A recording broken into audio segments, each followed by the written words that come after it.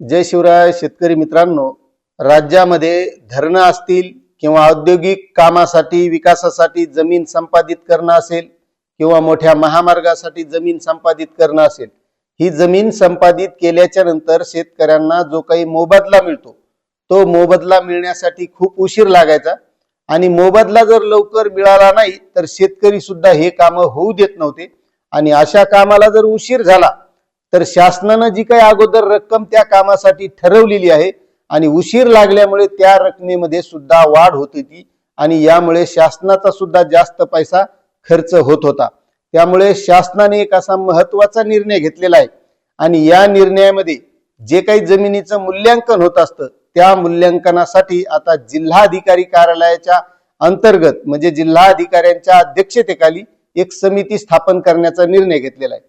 आता यामुळे काय होणार की ज्या शेतकऱ्यांची जमीन गेलेली आहे त्यांचं मूल्यांकन करण्यासाठी ही जिल्हास्तरीय समितीच यापुढे काम करणार आहे आणि या समितीमध्ये जिल्ह्यातील त्या संबंधित विभागातील मग भूमी अभिलेख विभाग असेल, वन विभाग असेल किंवा जे संबंधित विभाग असतील त्या समितीमध्ये सर्व अधिकारी असणार आहेत।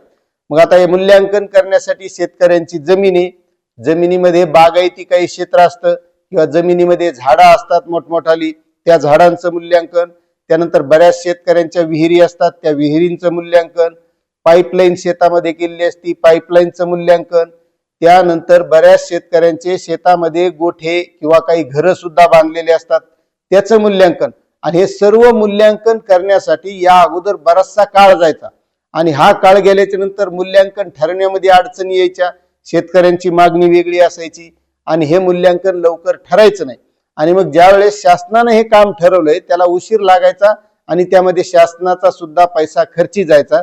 त्यामुळे ही जिल्हास्तरीय समिती यापुढे आता अशा कामांचं मूल्यांकन हे 7 दिवसामध्ये करणार आहे। म्हणजे जी काही त्या शेतकऱ्यांची मालमत्ता असेल याचं मूल्यांकन 7 दिवसानंतर झाल्याच्या नंतर ती समिती संबंधित विभागाकडे त्या मूल्यांकनाचा अहवाल सुद्धा सादर करणार आहे। आता यामुळे फरक काय पडणार आहे की शेतकऱ्यांना वेळेवर मोबदला मिळणार, वेळेवर काम सुरू होणार, म्हणजे या माध्यमातून शेतकऱ्याचाही फायदा होणार आणि शासनाचा सुद्धा जो जास्तीचा खर्च व्हायचा तो सुद्धा होणार नाही। मग आता त्यामध्ये बरेचसे महामार्ग चालू आहेत, त्यामध्ये शक्तीपीठ महामार्ग आहे, शक्तीपीठ महामार्गाला बरेचसे शेतकरी हे विरोध करीत आहेत। त्यानंतर एक जालना ते नांदेड समृद्धी महामार्ग चालू आहे, त्या कामात सुद्धा या प्रकारचा फायदा शेतकऱ्यांना होऊ शकतो आणि शासनाला होऊ शकतो। मात्र यामध्ये शक्तीपीठ महामार्गासाठी बरेचसे शेतकरी विरोध सुद्धा करीत आहेत कारण त्यांच्या बागायती जमिनी आहेत आणि त्या जमिनी देण्याची काही शेतकऱ्यांची इच्छा नाही। मात्र शासन बळजबरीने तिथं, आता तुम्ही बघितलं असेल धाराशिवचं प्रकरण, परभणीचं प्रकरण, शेतकऱ्यांनी अडवलं तिथं पोलिसांनी लाठीमार सुद्धा त्या शेतकऱ्यावर केला आणि असं करून शासन ही बळजबरीने जमीन सुद्धा संपादित करण्याचा प्रकार करत आहे। मात्र बागायती जमिनी ह्या पुन्हा आपल्याला भेटणार नाही आणि आजकाल परिस्थिती तशी आहे की जमीन खरेदी कोणताही शेतकरी सध्या तरी करू शकत नाही कारण जमिनीचे भाव हे गगनाला भिडलेले आहेत। त्यामुळे बागायती जमीन हे शेतकरी द्यायला तयार नाहीत आणि काही शेतकरी असे आहेत माळरानाची त्याला जमीन द्यायला काही वाटणं लवकर पैसे भेटावं असं सुद्धा वाटायले, त्या शेतकऱ्यांसाठी हा दिलासा आहे। मात्र बागायती शेतकऱ्यांचं यामध्ये महत्वाचं नुकसान आहे। आता याबद्दल तुम्हाला काय वाटतंय नक्कीच कमेंट करा। चॅनलवर नवीन असाल तर सबस्क्राईब करा, व्हिडिओला लाईक करा आणि जास्तीत जास्त शेतकऱ्यांना ही माहिती शेअर करा।